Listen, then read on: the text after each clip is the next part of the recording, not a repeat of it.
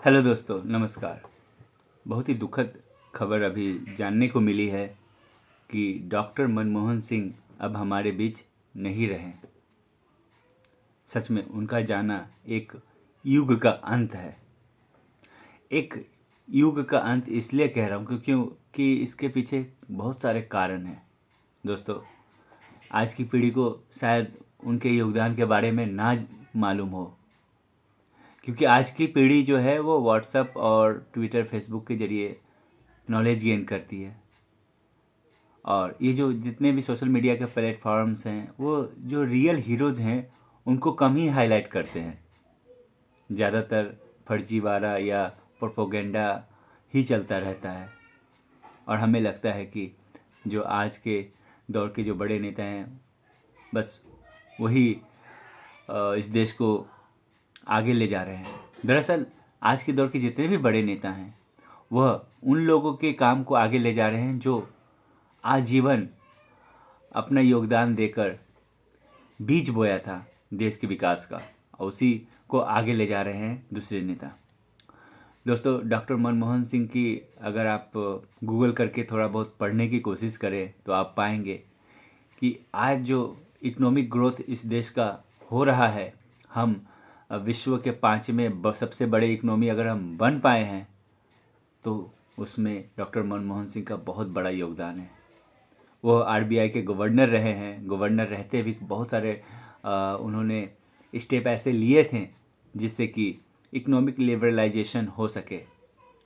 PV Narasimha Rao के दौर पे जब वो फाइनेंस मिनिस्टर थे तो उन्होंने बहुत बड़ा एक कदम उठाया था।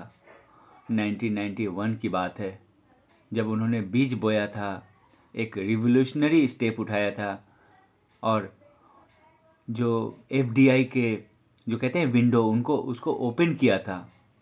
हम सब पढ़ते होंगे कि फॉरेन डायरेक्ट इन्वेस्टमेंट हर सरकार थोड़ा आगे बढ़ाई, पर जो पहला कदम था वो डॉक्टर मनमोहन सिंह ने उठाया था। और उसके बाद से ही भारत ने दिन दुगनी और चार चौगनी तरक्की की। आर्थिक क्षेत्र में पहले भारत बहुत हिचकिचाहट करता था विदेशों से पैसे लाने में, विदेशी इन्वेस्टमेंट लाने में, निवेश लाने में।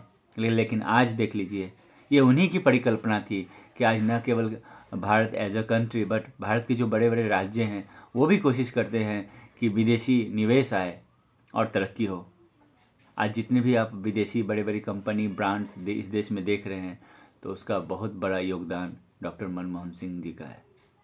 राजनीतिक रूप से हम भले उनके जो यूपीए राज था वो उसका क्रिटिसिज्म कर सकते हैं बहुत सारे मसलों पर, लेकिन इसमें कोई शक नहीं है कि जब भी भारतीय इकोनॉमी इतिहास पढ़ी जाएगी तो उसमें सुनहरे अक्षरों में डॉक्टर मनमोहन सिंह का नाम लिखा जाएगा। दोस्तों, डॉक्टर मनमोहन सिंह जैसे शख्सियत ऐसे सूरज है जो कभी नहीं डूबते हैं और डूबना भी नहीं चाहिए। अगर देश के नागरिक अपने महान लोगों को भूल जाएंगे तो उनके साथ नाइंसाफ़ी होगी। डॉक्टर मनमोहन सिंह बहुत बड़े शख्सियत थे। मैं तो समझता हूँ कि हम लोग तो उन्हीं के ज़माने में पले बढ़े हैं। राजनीतिक जो भी डिस्कशन डेवलप हुआ है उन्हीं के राज में हुआ है। मैं समझता हूँ कि देश के उन चंद नेताओं में से डॉक्टर मनमोहन सिंह थे जो क्रिटिसिज्म को डाइजेस्ट करते थे। जितना क्रिटिसिज्म डॉक्टर मनमोहन सिंह का हुआ है वो भी प्रधानमंत्री रहते हुए शायद ही किसी प्रधानमंत्री का हुआ होगा।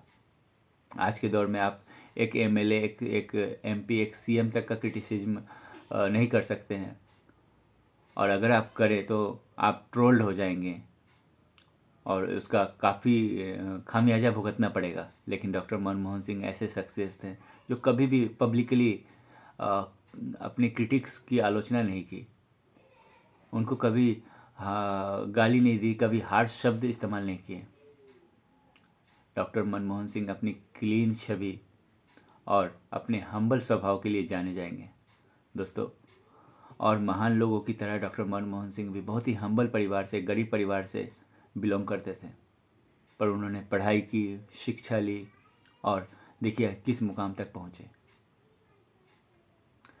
तो इस देश को, भारतवर्ष को, उन व्यक्तियों को बारे में कभी नहीं भूलना चाहिए। हमेशा उनके प्रति कृतज्ञ रहना चाहिए।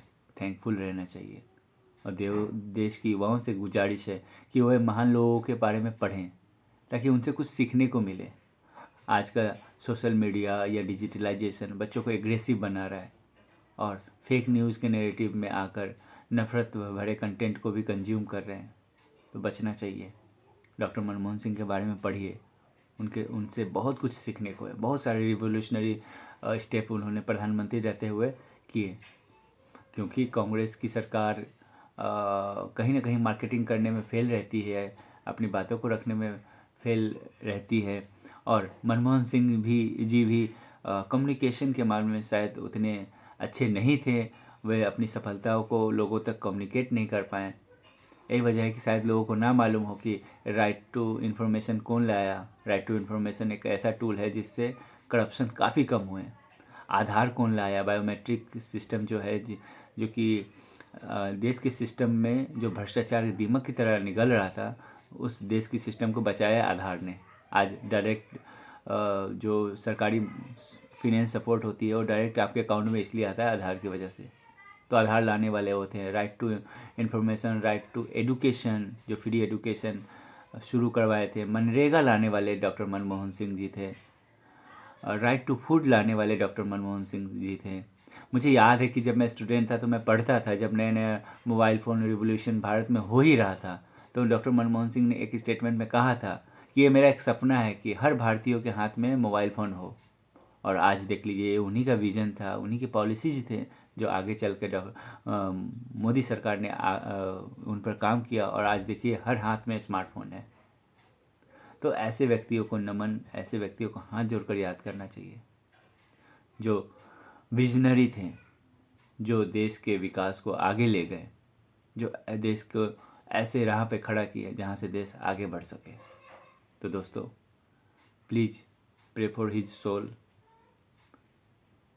Thank you so much.